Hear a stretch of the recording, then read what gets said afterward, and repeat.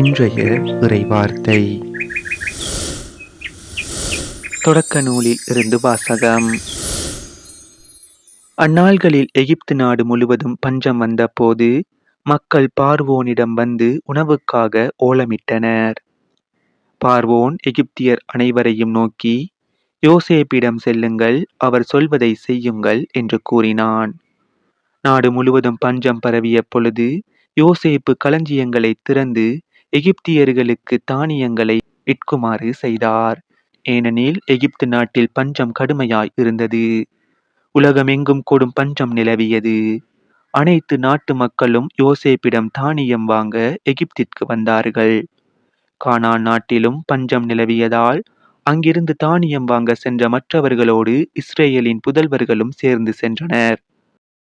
அப்பொழுது யோசேப்பு நாட்டுக்கு ஆளுநராய் இருந்து மக்கள் அனைவருக்கும் தானியம் விற்கும் அதிகாரம் பெற்றிருந்தார். எனவே அவருடைய சகோதரர்கள் வந்து தரை மட்டும் தாழ்ந்து யோசேப்பை வணங்கினார்கள். யோசேப்பு தம் சகோதரர்களை அடையாளம் கண்டு கொண்டார். ஆயினும் அவர்களை அறியாதவர் போல கடுமையாக அவர்களிடம் பேசி, நீங்கள் எங்கிருந்து வருகிறீர்கள் என்று வினவினார். அவர்களோ, நாங்கள் கானான் நாட்டிலிருந்து உணவுப் பொருட்கள் வாங்க வந்திருக்கிறோம் என்று பதில் கூறினார்கள். பின்னர் அவர் அவர்களை 3 நாள் காவலில் வைத்தார். 3ஆம் நாள் யோசேப்பு அவர்களை நோக்கி, நான் சொல்கிறபடி செய்யுங்கள், செய்தால் பிழைக்கலாம். ஏனெனில் நான் கடவுளுக்கு அஞ்சுபவன். நீங்கள் குற்றமற்றவர்களானால் சகோதரராகிய உங்களில் ஒருவன் சிறைச்சாலையில் அடைப்பட்டிருக்கட்டும். மற்றவர்கள் புறப்பட்டு பஞ்சத்தால் வாடும் உங்கள் குடும்பங்களுக்கு தானியம் கொண்டு போகலாம். உங்கள் இளைய சகோதரனை என்னிடம் அழைத்து வாருங்கள். அப்பொழுது நீங்கள் கூறியது உண்மை என்று விளங்கும். நீங்களும் சாவுக்கு உள்ளாக மாட்டீர்கள் என்றார். அவர்களும் அப்படியே செய்தனர். அப்போது அவர்கள் ஒருவர் மற்றவரிடம், உண்மையாகவே நம் சகோதரனை முன்னிட்டே இப்பொழுது நாம் தண்டிக்கப்படுகிறோம். தன் உயிருக்காக எவ்வளவு துயரத்துடன் நம்மிடம் கெஞ்சி மன்றாடினான். நாமோ அவனுக்கு செவிசாய்க்கவில்லை. நமக்கு இத்துன்பம் ஏற்பட்டதற்கு அதுவே காரணம் என்று சொல்லிக் கொண்டனர். அப்பொழுது ரூபன் மற்றவர்களிடம், பையனுக்கு எத்தீங்கும் இழைக்காதீர்கள் என்று உங்களுக்கு நான் சொல்லவில்லையா? நீங்களோ செவி கொடுக்கவில்லை. இதோ அவனது இரத்தம் நம்மிடம் ஈடு கேட்கிறது என்றார். யோசேப்பு மொழிபெயர்ப்பாளன் மூலம் அவர்களிடம் பேசியதால் தாங்கள் சொன்னது அவருக்கு தெரியும் என்று அவர்கள் அறியவில்லை. அப்போது அவர் அவர்களிடமிருந்து ஒதுங்கி சென்று அழுதார். பின்பு திரும்பி வந்து அவர்களோடு பேசுகையில் சிமியோனை பிடித்து அவர்கள் கண் முன்பாக அவனுக்கு விளங்கிட்டார். இது ஆண்டவர் வழங்கும் அருள்வாக்கு. இறைவா, உமக்கு நன்றி.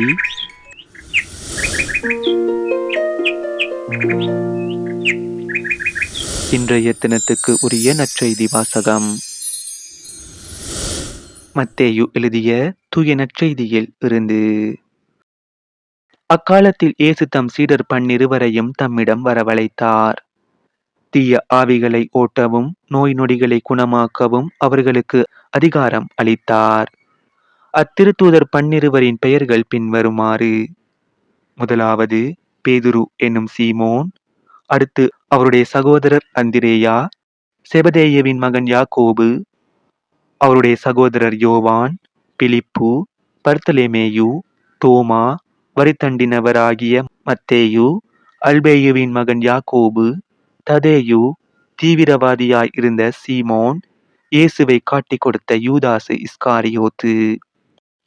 இயேசு இந்த 12 அனுப்பிய போது அவர்களுக்கு அறிவுரையாக கூறியது, பிற இனத்தாரின் எப்பகுதிக்கும் செல்ல வேண்டாம்.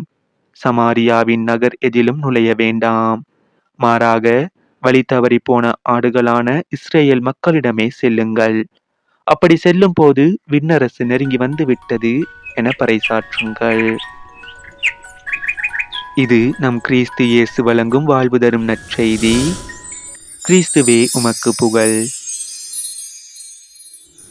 இன்றைய தினத்துக்கு உரிய சிந்தனை துளிகள்.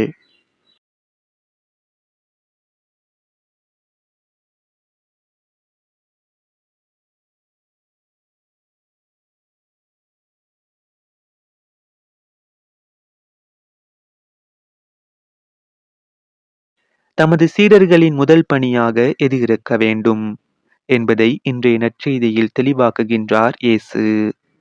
தவறிப்போன ஆடுகளை தேடி செல்வதே இயேசுவின் சீடர்களின் முதல் பணி.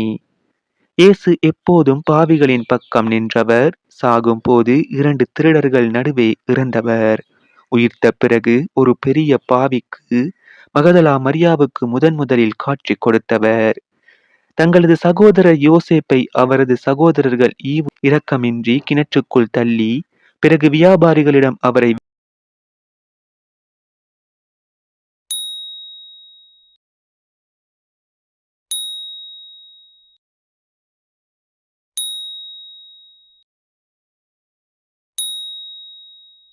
விற்றது எல்லாருக்கும் தெரியும். இன்று மக்கள் வாழுகின்ற வாழ்க்கை முறைக்கும் அன்றைய இஸ்ரேல் மக்களின் வாழ்க்கை